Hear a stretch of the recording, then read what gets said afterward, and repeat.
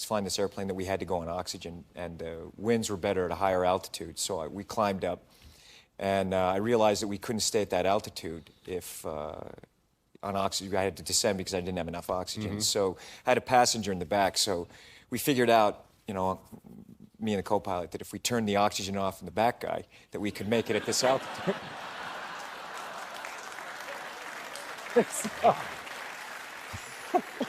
Hollywood's most famous heroes may save lives on screen, but what if the real drama happens off camera? They play the savior we all admire the most, but behind the scenes, some shocking secrets might tell a completely different story. Let's uncover the truth about the stars who aren't as heroic as they show. Number 25, Kirk Douglas. What sociopathic secret haunted one of Hollywood's biggest stars until his death?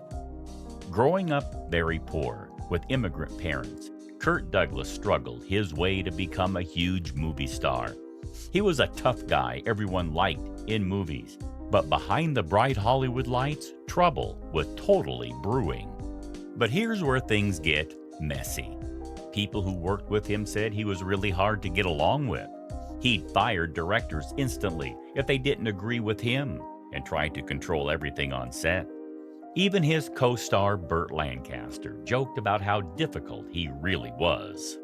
The biggest controversy came after his death, which claimed that he mistreated young actress Natalie Wood when she was just 15 years old. While we may never know the whole truth since both Wood and Douglas have passed away, these accusations cast a dark shadow over his whole legacy. Talking with Kirk Douglas, we haven't been terribly personal tonight. Do you ever get really depressed, down, gloomy? Sure, I think. Don't want to go outside. I mean, isn't that a human process? I think everybody, you go through different periods of your life where you sort of take self-inventory, Yeah. and you wonder, what am I doing? Am I doing what I want to do? I think the person, really happiness in life, really is doing the work that you want to do. And I think for someone to be working at what he wants to do is very fortunate. So in that way, I think that I'm more aware now how lucky I am than I used to be. I think a lot of things that I used to take for granted, I appreciate now. Number 24, Orson Welles. You know those personal conversations you have with your best friend? Well, Orson Welles had some quite juicy ones with his friend Henry Jaglom, and they were all recorded. Welles was like the great Einstein of movie making. He created Citizen Kane, which many people say is the greatest movie ever made. You'd think someone that talented would be nice about other stars, right? Wrong. In these secret tapes, Welles went full Mean Girls mode. He called Laurence Olivier dim-witted, said Spencer Tracy was super mean and arrogant, and thought Charlie Chaplin was a real stuck-up. He couldn't even stand to watch Bette Davis on and off screen. But here's the thing. Welles had his struggles. He was always fighting with movie studios about money for his acts. Sometimes he had to make films with super tiny budgets, but he never gave up. He even tried to help Marilyn Monroe become famous when everyone else thought she was just another mere actress. So maybe being grumpy was his way of dealing with his problems. There's been a certain amount of criticism of the trends of American influence on things like horror comics and indeed on the films. Do you feel that there's anything really, when you get down to it, in the suggestion that American influence is towards a spread of juvenile delinquency through the world? I don't think that horror films or horror comics contribute to juvenile delinquency. I think that they may encourage psychotics and homicidal and other dangerous types. But juvenile delinquency is, I think, a symptom of the illness of our age. It doesn't come from lack of playgrounds or bad comic books, but of a great longing for youth to have something to rebel against. You wouldn't say that children are imitative and that they tend to imitate what they see or read? If they were, they would have come from the Bear Pits and the Globe Theater and committed some rather extraordinary acts in the Elizabethan. Number 23, Mickey Rooney. How did America's most favorite child star become one of Hollywood's most disliked people? A cheerful kid making everyone laugh on screen. That was Mickey Rooney. But off screen, that's where our story takes a surprising turn. In the movies, Mickey played sweet and lovable characters that made audiences laugh. He was super talented and started acting when he was just a small kid. Everyone thought they knew Mickey Rooney as the little star who could do everything. But people who worked with him told an entirely different story. They used words like nasty, rude, and super pushy and loud. One of the worst stories comes from the movie National Velvet in 1944. Mickey was really mean to young Elizabeth Taylor, who was just starting her career back then. Later, he pretended he didn't even know her and said she wasn't talented to the media. His personal life was just as messy, and he got married multiple times, had money problems, and struggled with a lot of drug use. Gotta have a great show with 1,000,000 laughs and color, and a lot of lights to make it sparkle. And songs, wonderful songs with you out there selling them. Oh, it'll be wonderful. And after we get the people in that hall, we've got to start them in laughing right away. Well, can't you just see it, Mary? The people are just packing in. Number 22, Peter Sellers. If you've ever laughed at the clumsy Inspector Clouseau in Pink Panther movies, you can definitely thank Peter Sellers. But behind those funny scenes was a seriously creepy story. He carried around a shrine to his dead mother anywhere and everywhere he went. And not just that, he would actually have conversations with her. It's like having a ghost as your private advisor. His director, Blake Edwards, probably needed aspirin daily, dealing with Sellers' mood swings. One minute, he'd be fine. The next, he'd be totally psycho. Things got so bad that sometimes they wouldn't even talk to each other. Instead, they'd send messages through their assistants, like a really uncomfortable game of telephone. And the weirdest part? Sellers thought all this crazy behavior made him even funnier. He believed if he acted normal, his comedy would actually suffer. Despite all the drama, they still made 5 Pink Panther movies together. I have called you here because we are in a very, very grave position. Yes, sir. We are not only completely... Oh, one moment, Lieutenant. Hello? HQ? Yes, 4 dozen. And another thing, goodbye. Lieutenant, we are not only completely surrounded by units of the 15th Panzer Division, but they are at this very moment, Lieutenant, surrounding and penetrating our main defense line. Yes, sir. Tired of expensive, low-effort script writers for your YouTube channel? Autoscripter.ai is the ultimate solution. Say goodbye to low-quality, poorly retention amateur scripts that fail to generate thousands of views for your channel. At a fraction of the cost, Autoscripter.ai helps your videos go viral. In just 3 steps, Autoscripter.ai creates a polished script tailored to your needs. Just input your title concept, select your tone and style. The intuitive interface makes editing and refining effortless, fast, smart, and trusted by hundreds of satisfied users who have already discovered the amazing tool. Start your free trial today and watch Autoscripter.ai transform your YouTube channel. Just click the link in the video description below now. Number 21, Milton Berle.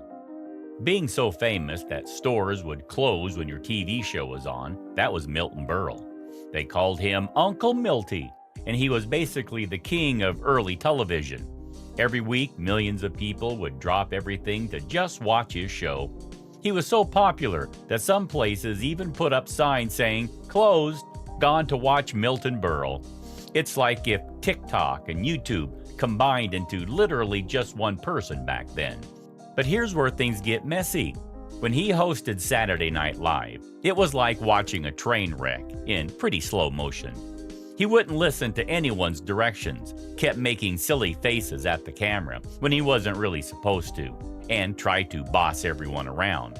The show's creator, Lorne Michaels, kind of knew that it was a bad idea from the start. The cast and crew were so frustrated, that they still talk about it today as one of their worst experiences ever. It's like having that one relative who ruins every family photo by making goofy faces.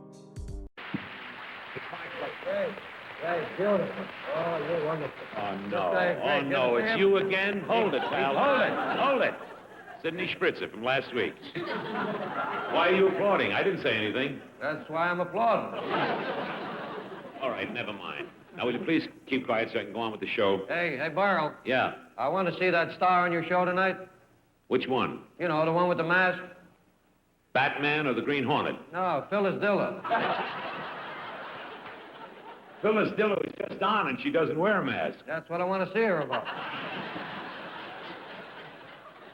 All right, now, would you do me a favor? I'm not going to put up with you anymore. Put up with you last week. I have a show to do, and let me do it. Now, if you don't go home, I'm going to call the police. I don't blame you. You need all the protection you can get.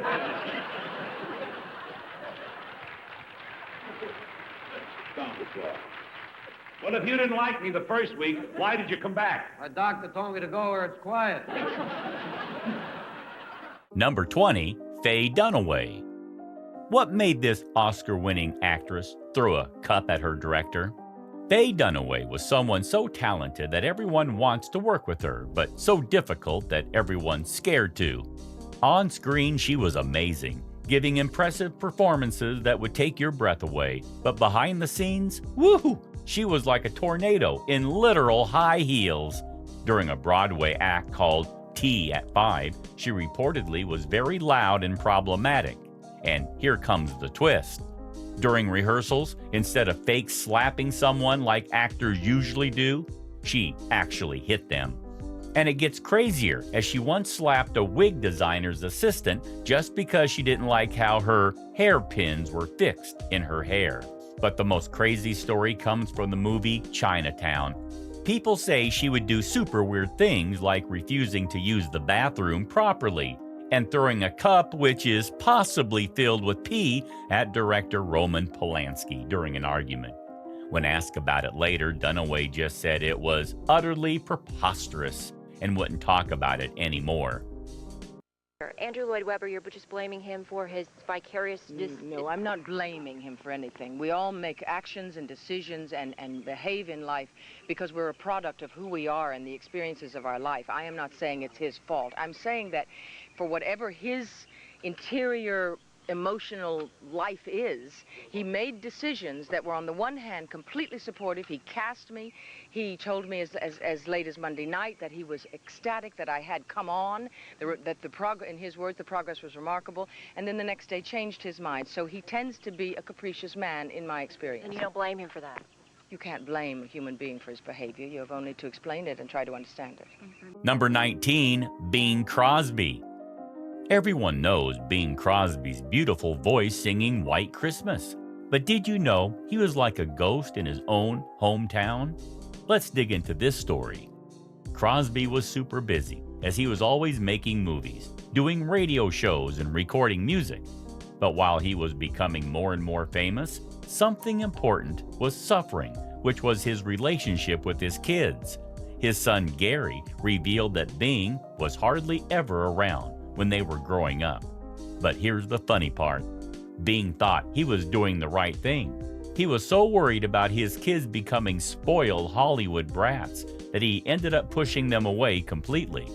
Things got a little better when he got married for the second time, like he got a do-over at being a dad. But even then, he had trouble expressing his feelings. Even in his final moments playing golf in 1977, he was more interested in getting a good score than opening up emotionally. The legendary crooner often appeared on stage flanked by his 4 sons. There was Gary, twins Dennis and Philip, and Lindsay. But Hollywood's #1 family man was very different behind closed doors. According to Gary Crosby's infamous Daddy Dearest Tell-All, Bing's fatherly love left a lot to be desired.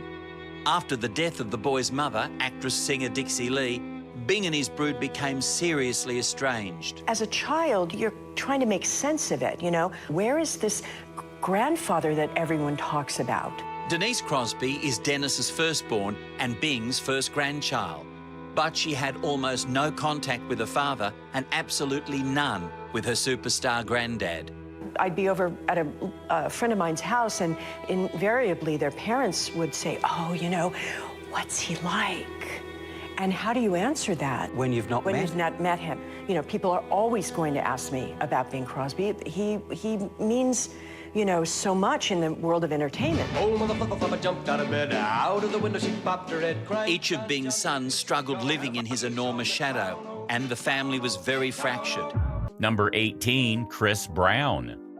Chris Brown's story shows a disturbing pattern that keeps on repeating. It started with the shocking attack on Rihanna in 2009, where pictures of her injured face horrified everyone. But instead of learning from his terrible mistake, Brown seemed to keep getting into more and more trouble. He's been accused of hurting multiple females since then. In 2013, he hit a fan and got into a fight with singer Franco. He even got kicked out of rehab for violent behavior, which included breaking his mom's car window. In 2016, he got arrested after allegedly threatening Miss California Regional with a pistol. Recently, he's being sued for a $50 million case because 4 people said that he was beating them up at a concert. The really frustrating part? Despite all these incidences, he keeps getting away with all of it. He'll say sorry, but then there's always another violent incident that follows. Chris Brown is opening up about the 2009 incident with Rihanna while on their way to the Grammys. She grabs my nuts, and when she do that, I bite her arm, I think, as I'm driving, because I'm still trying to drive. And it's just like a petty, like, stupid fight. Brown was found guilty of felony assault. Number 17, Jared Leto. What could make a famous actor send his co-worker a dead rat as a gift? Leto's actions on movie sets have left many people shocked. While filming Suicide Squad, he didn't just act like his character, but he lived like them in real weird ways.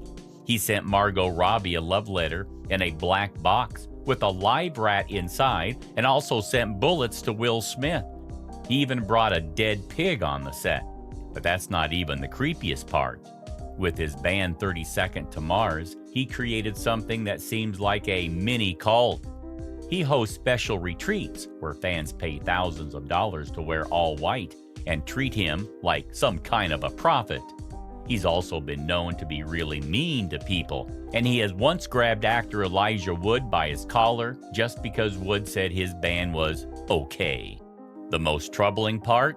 There have been lots of stories about him behaving inappropriately with young female fans, though he's never been charged. He also has strange rules like not letting fans look him in the eyes during fan meetings. I have a bit of a bone to pick with you because you flirted with almost every Australian female reporter and you were very charming and they were all telling me how wonderful you were, and I just don't feel that special anymore. Really? Yeah. Look at you. That would be the most awkward thing that Let's do it.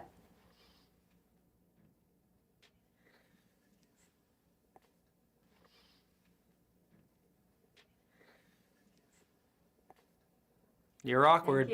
Yeah, I heard it was Lindsay. Anything to say about that? Nothing?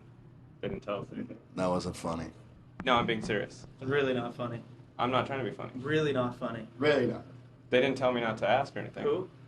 I was like, oh God. I'm gonna be weird, but you're a really good-looking guy. and you. Oh, well, yeah, here we go. I'm glad I'm sitting at the desk.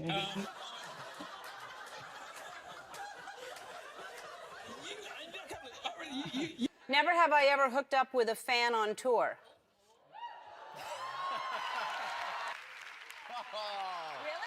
Really? Yeah. Number 16, Shia LaBeouf. LaBeouf's trouble started showing up on movie sets while he was filming Lawless. He got into a naked wrestling match with Tom Hardy. For another movie called Fury, he actually cut his own face and pulled out a tooth. But the really serious problems came from his past relationships. His ex-girlfriend, FKA Twigs, accused him of really scary behavior, including abusing her physically and emotionally. Another ex, Saya, called him a liar who tricked her into a relationship. Perhaps the most chilling moment was when he was caught on video saying he could have killed his girlfriend during a fight. What's more sad is that LaBeouf has admitted to having problems, but knowing about them hasn't stopped his wild behavior. Shia might have learned not to drink and shop from the Walgreens incident, but not to abstain during other public appearances. I thought he was working on a roll or something. He just walked up to the bar inside of Cabaret and grabbed a strawberry and fed it to some woman off of her plate and then tipped the bartender and ran out. In 2014, the actor was arrested for disorderly conduct and criminal trespassing during a performance of Cabaret in New York. You seem to have gone crazy since the last time I saw you. Is that true? It does seem that way, doesn't it? Yeah. Yeah. Yeah, I guess I have. LaBeouf later gave a detailed account of the events that led up to his arrest on Jimmy Kimmel, describing how he grabbed the butt of Alan Cumming as the actor was performing in the musical. He's smoking a cigarette, so I go, oh, he's got kind of party, perfect. I want to have a cigarette too, so I'm packing my cigarettes, I pull the cigarette out, I'm smoking a cigarette, and these women, they want nothing to do with me. Nobody wants nothing to do with me, but I don't see them. I'm just seeing Allen Iverson in leather pants. Cumming gave his own version of the incident on Conan and described the sense of unease in the room while also sympathizing with LaBeouf. And I thought he'd made a very good recovery. And he did say that the reason he did it was that I was the sexiest man he'd ever seen. So. Number 15, Patrick Dempsey. Patrick Dempsey, also known as McDreamy from Grey's Anatomy, had fans falling in love with his handsome smile and perfect hair. But behind the scenes, things weren't so dreamy. It seems Patrick wasn't so sweet as the doctor he acted on TV. While fans adored him, his co-stars and crew had a completely different experience. On set, Patrick reportedly acted like a total diva. He was difficult to work with, and his behavior created so much tension and problems that it led to his exit from the show. Shonda Rhimes, the creator of Grey's Anatomy, even came up with a new rule for her sets, which was the no jerks policy. Many believe this was inspired by her experience working with Patrick. Fans were heartbroken when McDreamy left the show, but word has it that some of his co-workers were quietly happy to see him go away. It must have been hard to work with someone who wasn't as handsome off camera as he was on screen. You only get killed off when your behavior is bad. Diva-like fits, tension with Ellen Pompeo, and terrorizing the set. A new book citing former Grey's cast and crew members claims Dempsey was written off Grey's because, well, behind the scenes, McDreamy was a McNightmare. Former executive producer James Perriott says he was brought back to the show as a kind of Dempsey whisperer to deal with the actor during his final season. He claims, quote, there were HR issues. It wasn't sexual in any way. Some cast members had all sorts of PTSD with him. He and show creator Shonda Rhimes were at each other's throats. Another producer claims Shonda had to say to the network, if he doesn't go, I go. Shonda, ABC, and Patrick did not respond to our request for comment, but Dempsey, who was on the hit show for almost 250 episodes, says in How to Save a Life, the inside story of Grey's Anatomy, which was excerpted in The Hollywood Reporter, working on Grey's was grueling. I'm a little sleepy. Camera mark. E.T. visited the Grey's set a dozen times, and Patrick talked about juggling the show and film projects. How many days off between ending the movie and coming here? I think a day and a half, 2 days at the most. Yeah, that first week I was a little tired. And you're still looking a little tired? A little bloodshot. Yeah. It's good for a doctor. Yeah. They're always tired. You're supposed to look tired. Yeah. I'll talk to makeup and hair though. But. Number 14, O.J. Simpson. How does someone go from being a beloved sports hero to writing a book called If I Did It? O.J. Simpson's storyline might be the most shocking of all. Most people know about the popular car chase where O.J. Simpson fled from police with a gun to his head. But what happened next was even more unbelievable. Despite all of the evidence, including DNA and bloody gloves, Simpson was found not guilty of killing his ex-wife and her best friend. But here's the twist. Years after being found not guilty, Simpson wrote a book basically explaining how he would have curated the murders if he did it. He even joked about the case sometimes, like it's all a mere joke. Later, he got in trouble again for a violent armed robbery, showing he hadn't changed a bit. Many people think the way he can smile and joke about such serious things shows he doesn't feel bad about anything he's done, and which might be the scariest part of all.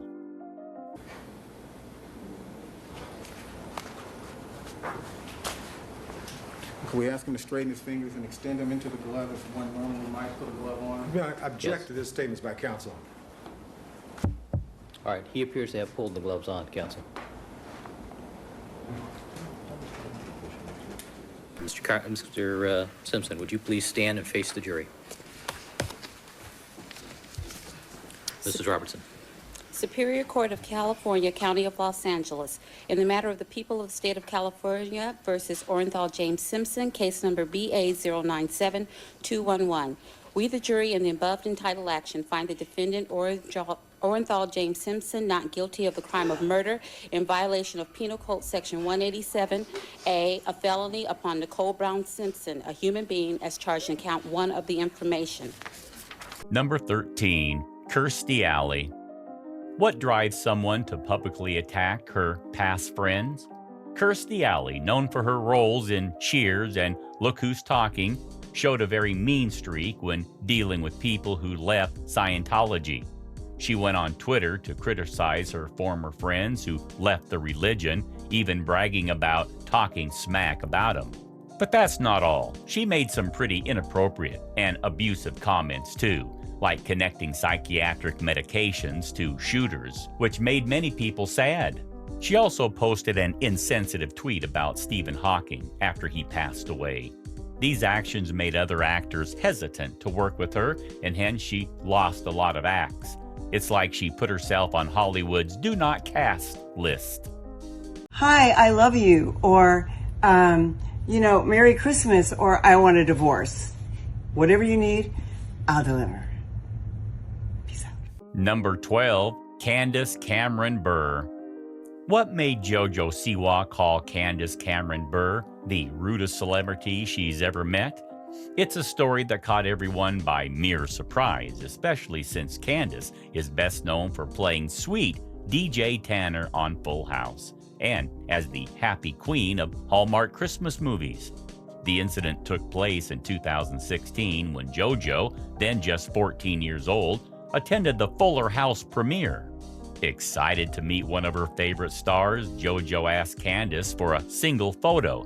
But instead of a friendly moment, JoJo said she was turned down in a way that felt rude to her young self. Candace later explained that she had simply declined the photo because she was overwhelmed with all the different requests. But years later, the memory stuck with JoJo. The story went viral on TikTok, which sparked a wave of curiosity and debate. Though the two eventually made up with each other, it's still surprising to hear about such a moment involving Candace, who is known for her warm, family-friendly image and strong Christian values. It makes you wonder if other stories out there haven't gone viral. Even the nicest stars can have a bad day that leaves a lasting impression. After that, it gave me a little sense of like, okay, you and her are never going to agree. You and her are never going to be friends. You and her are never going to get along. JoJo Siwa says she gave up on having a relationship with Candace Cameron Bure back in November, right after the Full House alum's interview with the Wall Street Journal, in which Candace, who was a chief creative officer at the Great American Family Network, stated that the company will promote faith programming and good family entertainment and keep traditional marriage at the core. Typically speaking, man-to-woman marriage is traditional. And it wasn't about that. It wasn't that she wants to do a movie about that. It was that she wants to do a movie about that to put down LGBTQIA, and that she was specifically going to make movies that had no representation of LGBTQIA, which is... Number 11, Henry Fonda. How did America's favorite movie dad fail at being a real-life father?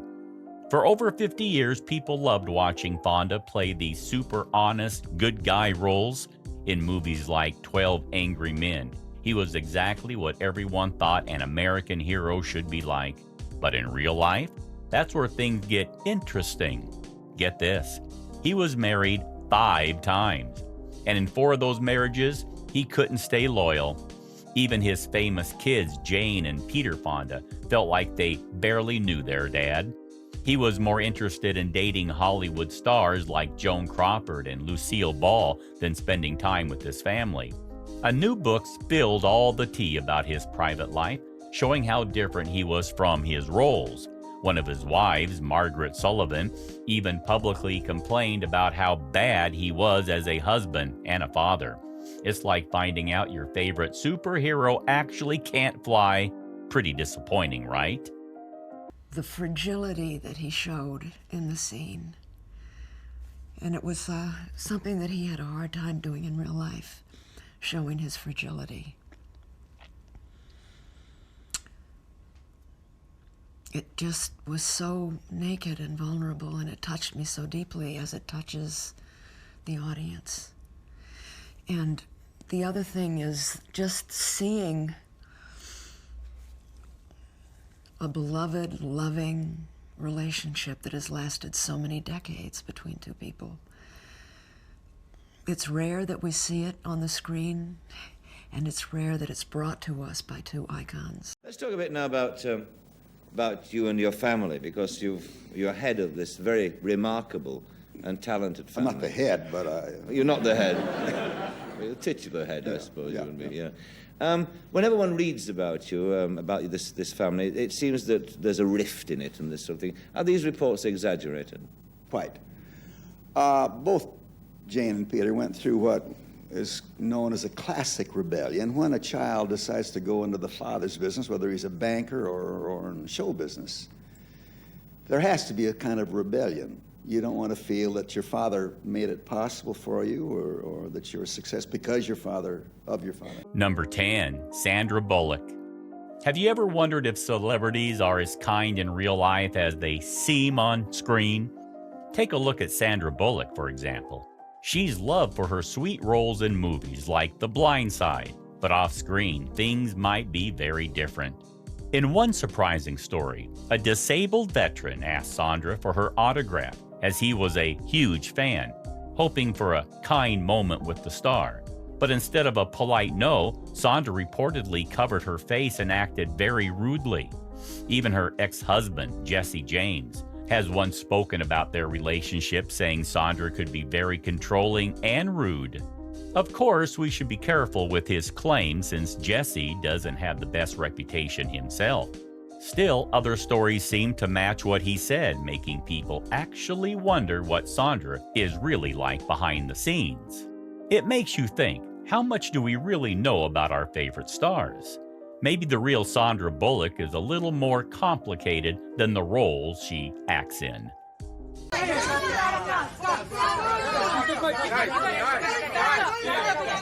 up. Everyone back up. I'm not saying it. Get out of here first. So you guys just back up and I'll come to you.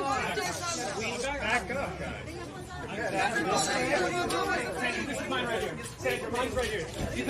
Number 9, Tobey Maguire. Would you bark like a seal for $1,000? That's not a joke, because it's a real-life moment from Spider-Man star Tobey Maguire's past. And no, it wasn't a scene from a movie, but it happened in real life. The incident happened when Tobey was at a high-stakes poker game involving Hollywood elites and celebrities. A cocktail waitress approached him, hoping for a generous tip, but instead of showing gratitude or kindness, Tobey decided to test her dignity. He reportedly held up a $1,000 chip and told her she could have it if she barked like a violent seal. The waitress, shocked and humiliated, refused. But the story quickly spread, leaving many wondering, is Tobey Maguire more villain than hero off-screen? It doesn't stop there. On movie sets, Tobey has developed a reputation for being incredibly demanding. According to reports, crew members are instructed not to make eye contact with him. Even more bizarrely, he allegedly insists on being called Tugboat Maguire or Tugboat Tobey by those who work with him. Why? No one really knows, but it certainly adds to the growing list of peculiarities surrounding the actor. You for Spider-Man 7 yet? I want to be a Spider-Man 4, Toby! Toby! Let him go, you can't see! see. We got you blocked. Let him go. He can't see. You can't block him in, guys. It's against the law. Go. No. You guys need to back up. I can't see the cars. Okay, back up, guys. You can't see the cars. Get the fuck out of the way. I can't see. There are cars there, motherfucker. Get out of the way. They're stopped. Number 8, Errol Flynn. How did a troublemaker from Tasmania become Hollywood's most controversial star? Flynn wasn't just your typical good boy. He got kicked out of school at 17. But instead of feeling bad for himself, he went on crazy adventures. He tried everything from smuggling diamonds to getting pearls in New Guinea. It's like he was living in an action movie before he even started filming in them. Warner Brothers saw something special in this wild and adventurous child and brought him to Hollywood. But Flynn couldn't leave his troublemaking acts behind. In 1942, boom, he got into huge trouble when young women charged him with assault. Even though he was found not guilty, people never looked at him the same way again. The craziest part? Flynn didn't seem to care what anyone really thought. He kept being super confident, even when he was in serious trouble. His life was like a movie itself, filled with adventure, scandal, and drama. I met a certain someone who makes me feel that way. And ever since I met her, I'm a-singing in the saddle. Number 7, James Franco. James Franco had faced controversy shortly after his 2018 Golden Globe win for The Disaster Artist. 5 women came forward with concerns about his behavior with them, including 4 former students from his acting school. The allegations centered around the pressure they felt during film projects. Franco appeared on The Late Show with Stephen Colbert to address these allegations, stating that while some Twitter reports weren't accurate, he supported people speaking up and promised to make changes where needed. Certain actors don't seem like villains in real life, but James Franco is claimed to be a pedophile and was charged with sexual crimes many times. At least 5 women have accused Franco of inappropriate or exploitative behavior, which he disputes. Now 3 of those women are speaking exclusively with Inside Edition's Ann Mercogliano. He's a good actor. He's going to portray, and if he acts like he has nothing to hide, he really does believe that people will believe it. Tatiana Liepelt, Violet Paley, and Sarah Tither Kaplan are all accusing Franco of inappropriate behavior. Now they're sitting down for the first time in this Inside Edition exclusive. He's a big star. I definitely had a crush on him. Violet, an aspiring actress, says she dated Franco in 2016. It was her tweet moments after Franco won the Golden Globe for Best Actor as he wore a Time's Up pin that sparked the Franco scandal. I was so upset at his hypocrisy. I wanted the world to know the truth. In the tweet, Violet accused Franco of forcing her to perform a sex act in her car. Looking back, do you feel like you couldn't say no? No, I could have said no, but because of the power dynamic, this situation was so surreal, and I wanted him to like me. He's definitely got 2 personalities, and that doesn't mean he doesn't have a great sweet side, but when he has his other side, it's the complete polar opposite. Number 6, William Shatner.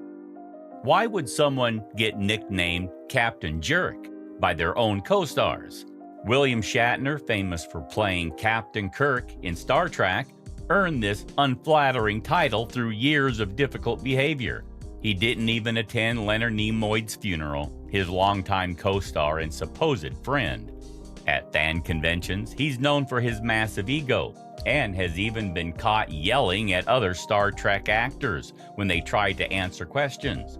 Looks like commanding the Enterprise might have gone to his head. His behavior has gotten so bad that even his most loyal friends are starting to keep their distance.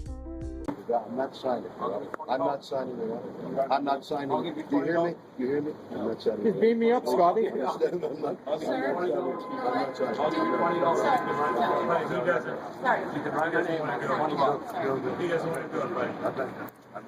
He's not going to do it. Sorry. Really? $20. $20. Sorry. How about $100? $100 for charity? Do the $100 for charity. How about 20 minutes? Yeah, exactly.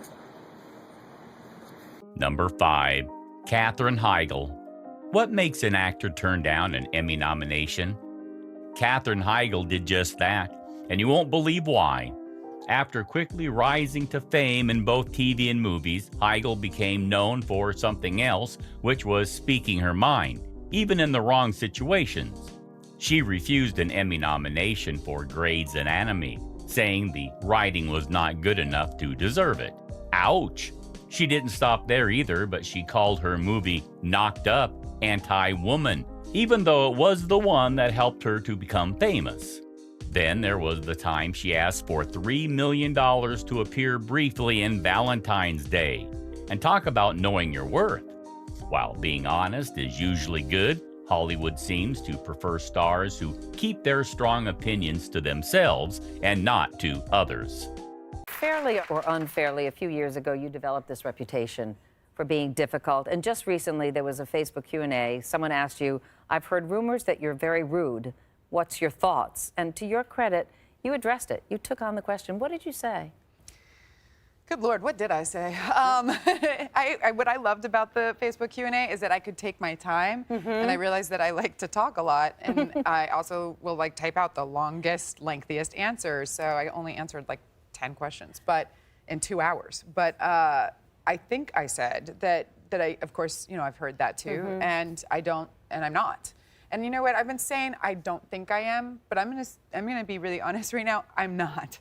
I know I'm not. Yeah. I don't have to think about it. I'm not a rude person. I'm not an unkind or mean person. I would never go out of my way or consciously try to hurt anyone's feelings or make them feel bad or uncomfortable or not be professional and do my job. I like my job. But I will continue to stand up for myself, and I'm never going to stop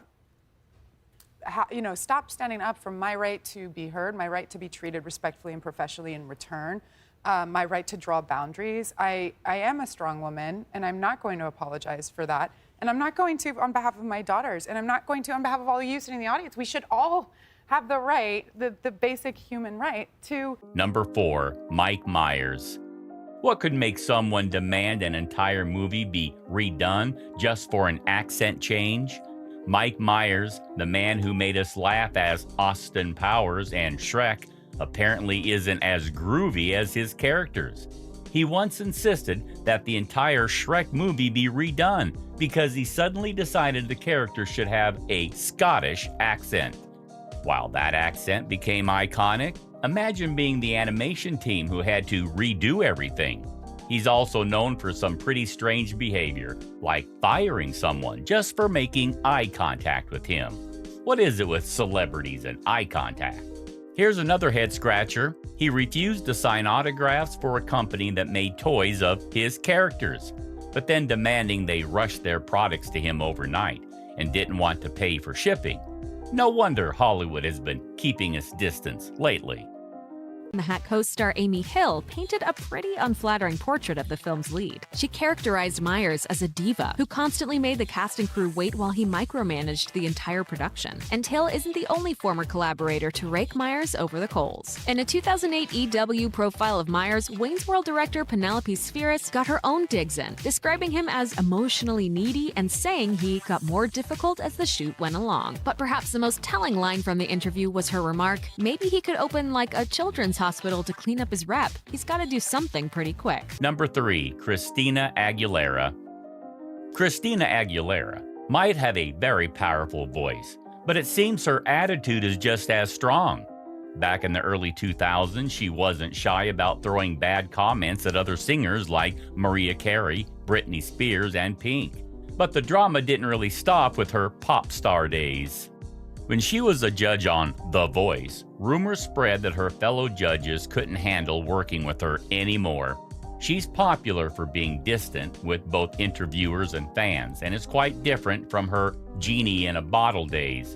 It looks like this former Disney star might have let popularity change her more than a magic lamp ever did.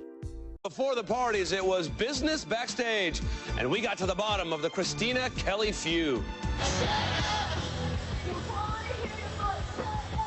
I personally think she has a crush on me because she seems so obsessed with talking about me.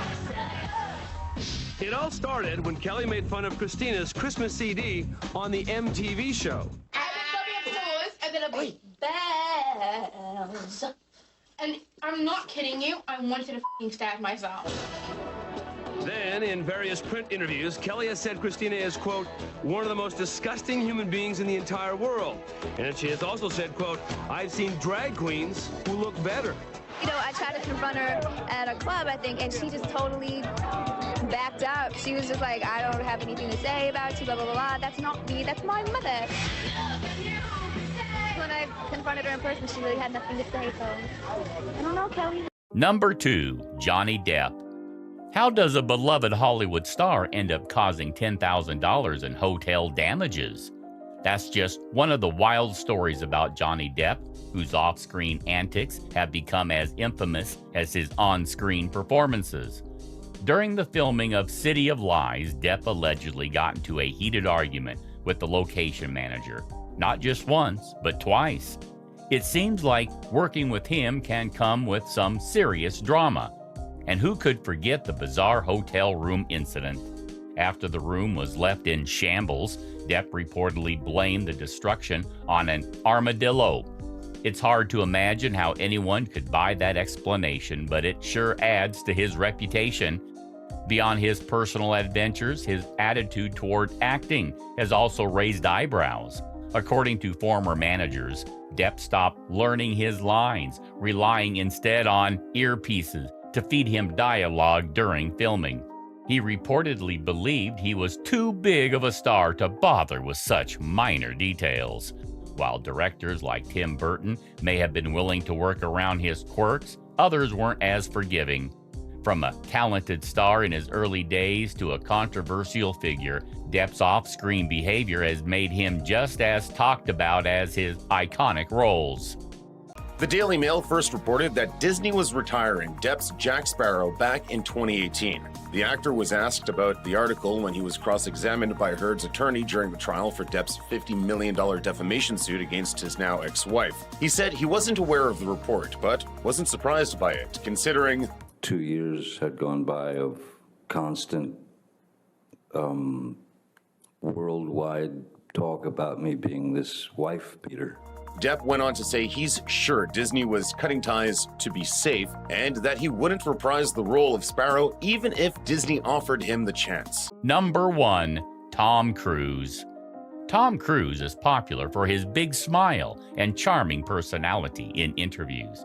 But some people think there's something strange about his charm, like it's not quite real. When Christian Bale was getting ready to play Patrick Bateman, a psychopathic character, he watched Tom Cruise interviews, and what caught his attention? The way Cruise had this super friendly manner, but with empty eyes.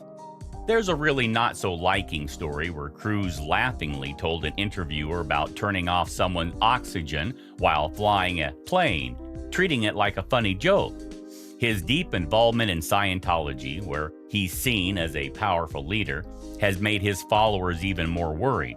In one video, he got really intense while talking about movie productions, leaving many people feeling uncomfortable rather than attractive. So while Tom Cruise might be a huge movie star, there's something about his perfect but hollow personality that makes people wonder what's really going on behind that famous smile. These stories show how fame can affect people differently. While some handle it well, while others, let's just say, having your name in lights doesn't always bring out the best in people. It's a reminder that what we see on screen isn't always what we get in real life. Would you be surprised to meet any of these celebrities in person? I was flying this airplane that we had to go on oxygen, and the winds were better at a higher altitude, so we climbed up. And I realized that we couldn't stay at that altitude if on oxygen. I had to descend because I didn't have enough oxygen. So I had a passenger in the back. So we figured out, you know, me and the co-pilot, that if we turned the oxygen off in the back guy, that we could make it at this altitude.